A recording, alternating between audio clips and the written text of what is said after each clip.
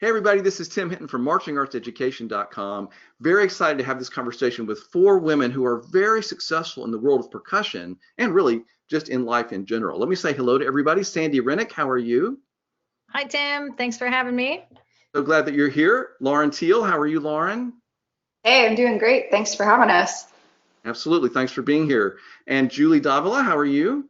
I'm doing great, Tim. I'm happy to be here. Excited to see Absolutely. these Raychel ladies. Taylor, how are you, Raychel? I'm great. Really happy to be here. Thanks, Tim.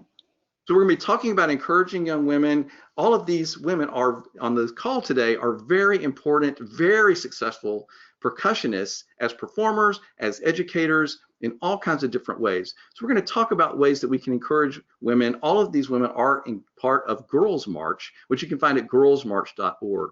So Raychel, I'll start with you. You started Girls March. What would you like to say to young women out there or to their parents? The first thing I'd like to say is just that you can do anything that you think you want to do. And I know that sounds really cliche. So I'm going to tell a little story about just something that I've done multiple times in my life, and I didn't really realize it was a pattern until later. My path in my career has been very I've seen patterns happen throughout where instead of having this moment of being like, I don't know if I can do that, I'm not going to do that. Instead, I'm just like, well, I never know until I try, and I do it anyway. So a couple of great examples of that. I didn't start playing percussion until I was a freshman in high school, which in Texas, I know that's like crazy. That's like so late, you know? And I didn't even start playing snare drum until I was in college.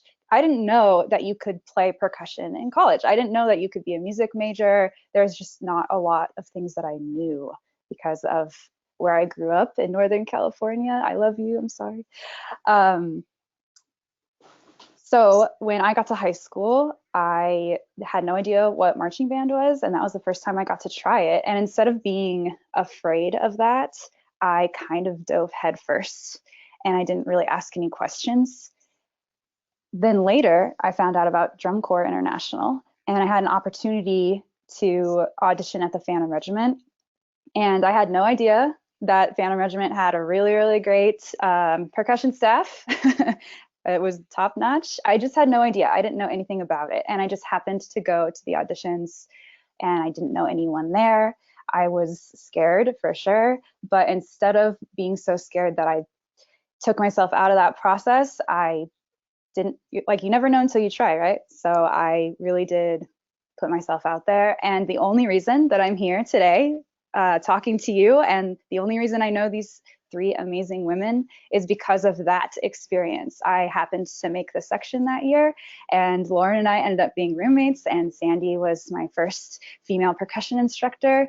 And now I know Julie too, because I ended up going to school at the University of North Texas, and we're all North Texas alums. So it's crazy how I just happened to make these decisions that were kind of fearless. Now that I look back on them, I don't know why I wasn't scared. I should have been more scared, but for some reason I didn't let that hold me back. And I think that is an experience I just want to impart on everyone, that you can do it. Whatever it is that you're not sure about, you have to go and try. At least try. And then if you fail once, you still have to get up and try again. It doesn't mean it's the end of your journey. Yeah, I think I can tag off of that a little bit, Raychel. And by saying that, make sure you're in the driver's seat of your own life, right? Don't wait. You don't want to be in the passenger seat and just kind of let things happen as they happen. If you want something, go for it. I think something that I learned from Sandi actually is that, like, if there's something you have been dreaming of doing, don't be afraid to ask for it. The worst that will happen is they'll say no and you'll learn from it. But what if the answer is yes? You'll never know unless you go for it. So I just think it's really, I can look at my own career to see that, you know, had I not spoken up and asked for something, I would not be in this call with these great ladies. So think about that next time you're faced with something you want, but you feel shy maybe, or maybe like, oh, I don't deserve it. Just ask. If the answer is no, you'll learn something from it. But if the answer is yes, you'll be glad you asked. And another thing I think is really important and kind of cool is that this next generation that's coming up and deciding what instruments they're going to play has the opportunity to be the generation that changes the perception of what a percussionist is, who they are, and what they sound like. And I think that's really awesome. Yeah, and ultimately teachers, I think they end up having such an influence over their students in literally every aspect, not just their time in the band room or in the practice room, but really permeates kind of their entire lives. I know for me personally, it was my high school band director is completely responsible for me even just pursuing music as a career. I was like Raychel, I had no idea you could major in music. I didn't know what that even meant or was, and it was due to this teacher that basically wouldn't take no for an answer and really pushed me to just see what I was capable of. That is what pushed me in the direction that I'm in, and led me to where I am today. I think we have to be mindful of the experiences we're giving our students. You have such a huge role in their lives. I know my own kids spend more time with their teachers during the day than I do during the school year. Maybe 2020 looks a little different now, but in the big picture, I know again that the teachers play such an important role, and just being that positive force in your students' lives that can absolutely just change the path that they're on, and really kind of lead a student to really kind of fearlessly go after any dream they may have. That's awesome. I think everybody's common theme right now is to try to be a little more fearless, right? It's like that go for it mentality. And one of my favorite quotes is a Zig Ziglar quote, which is, if you shoot at nothing, you'll hit it every time. So just encouraging girls to not be afraid, like encouraging, empowering young women and girls to just not to see gender bias in anything they want to go after. I know I had it as you did, Sandi. I had terrific teachers, and I feel like I grew up in probably a generation, even later or earlier, I guess, if you look at it that way. I was so fortunate to have teachers that they encouraged me always, never discouraged me. And I really had, the other thing I think is a really important component is parents, the parental involvement, and the parents. I was really fortunate to have my mom and dad, my parents that always supported me, whether, when I started out, it was a hobby, certainly. It was a more male dominated, I call it industry, but we're talking 5th and 6th grade band field. My mom wanted to play drums, and she was denied because she was a woman. And her second choice was a trombone, and she was denied. And that just really makes me sad to think that she didn't have that, So she was thrilled when I was interested in percussion, and I mean, they drug my drums everywhere with me and for me. And then when I made the choice to pursue it in college, 100% on board. And I'm so grateful for that, because I think it's easy to be fearful of something you're not familiar with. So I have a lot of students whose parents are, business, in the business world. My dad was a businessman, and they don't understand the arts sometimes, and they're fearful of their kids going after maybe a career in the arts. And I just want to help students and parents and teachers, we just need to encourage people to go after those goals, because you just never know how it could turn out. I've had a great incredible life, traveled the world. I've been able to have a family. Sandi and I both have kids. We've been able to raise kids. I've already put mine through school, and we did it.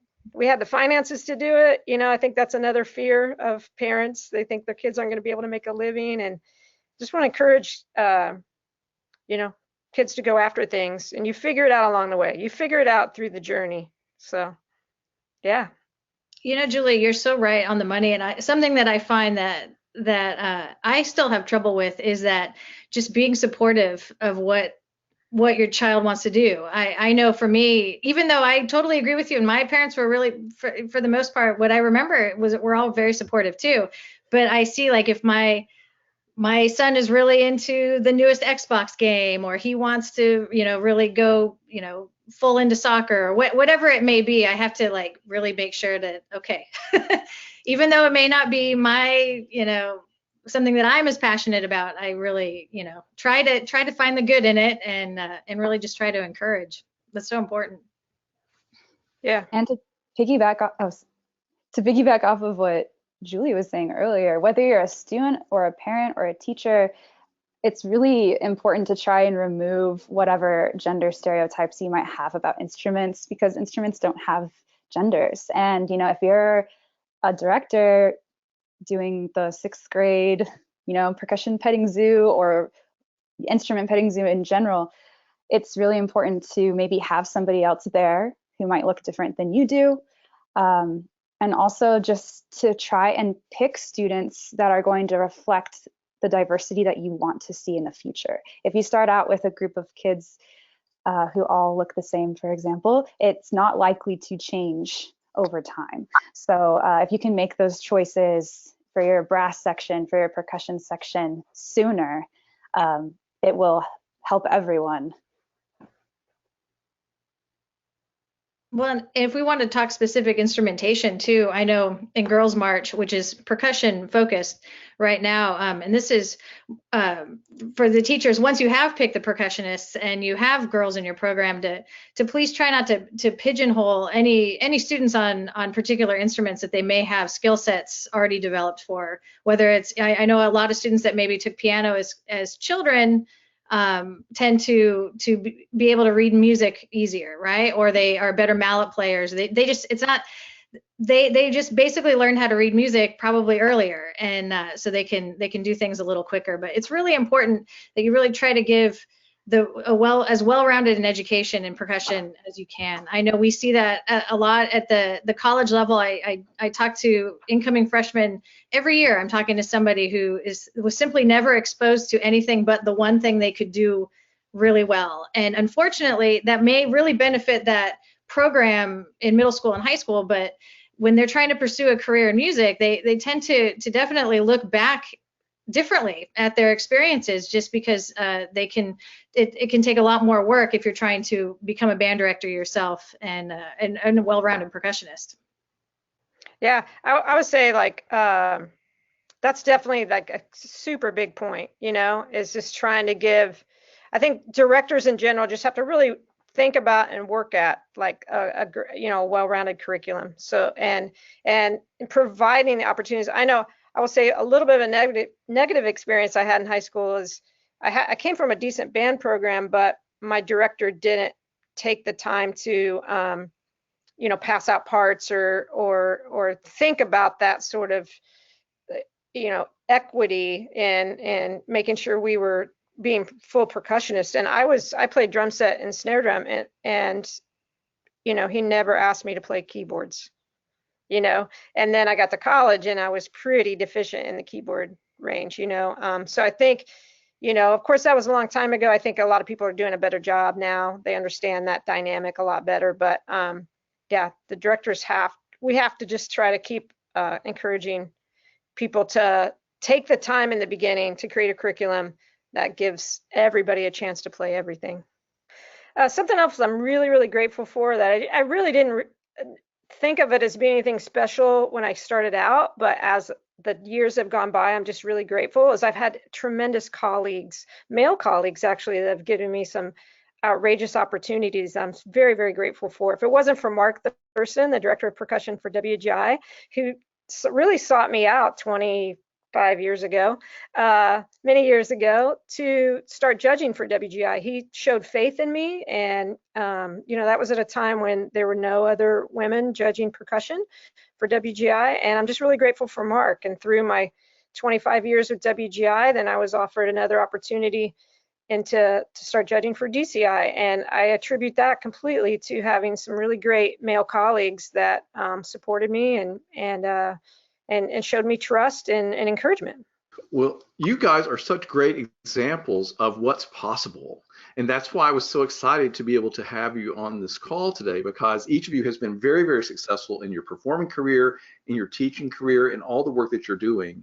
And so if there's anybody that's wondering, can a woman have a career and be successful in percussion, or maybe in some instrument that I'm not expecting them to be, everybody look at right now at these 4 amazing women who are on this call today, and they're all like great examples of what's possible. I want to thank Sandi, Lauren, Raychel, and Julie for being a part of this conversation today and inspiring young women in this way. You can find other conversations with them about this topic and other related items at marchingartseducation.com.